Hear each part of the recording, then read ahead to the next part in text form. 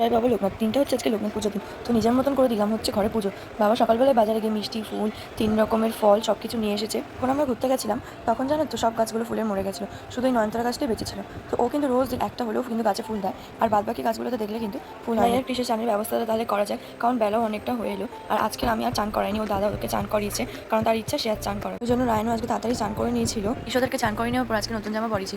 অনেকদিন আগে মানে ওই নববর্ষের সময় ওর জেঠি কৃষকে আর সোনাইকে এই জামা দুটো দিয়েছিল, তখন পরানো হয়নি। তো ওই জন্য আজকে পরেই নিলাম। তাহলে কমেন্ট করে জানিও যে কৃষকদেরকে নতুন জামা পরে কেমন লাগছে। এবার একটা শুকনো কাপড় দিয়ে সব বাড়ির যেই ঠাকুরগুলো আছে সবাইকে মুছে নেবো। আর এদিকে দেখো মিশো দিয়ে পার্সেল চলে এসেছে। কদিন আগে কৃষকদের জন্য আমি মিশো দিয়ে জামা প্যান্ট অর্ডার দিয়েছিলাম, তো সেটাই এসেছে। অন্য কোনো ভিডিওতে তোমাদেরকে দেখাবো যে কৃষকদের জন্য কি অর্ডার দিয়েছিলাম, কিংবা যদি পারি এই ভিডিও শেষে দেখিয়ে দেবো যে কৃষকদের জন্য কী কী অর্ডার দিয়েছিলাম। তো তারপর সব ঠাকুরদেরকে ফুল দিয়ে সুন্দর করে সাজিয়ে দিয়েছিলাম।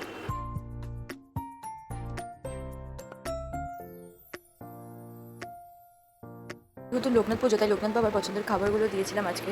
৩ রকমের ফল দিয়েছিলাম, আমিত্তি, নকুলদানা আর মিছরি দিয়েছিলাম।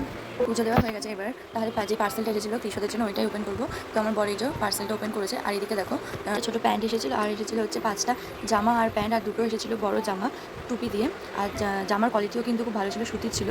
দাম নিয়েছিল মাত্র 150 টাকা। এটা বাড়িতে কিনতে গেলে কিন্তু অনেকেই দাম পড়বে। তো আর যদি দরকার হয় এই জামাগুলো গোপালদের, তাহলে আমাকে কমেন্ট করো, আমি অবশ্যই দিয়ে দেবো লিঙ্কটা।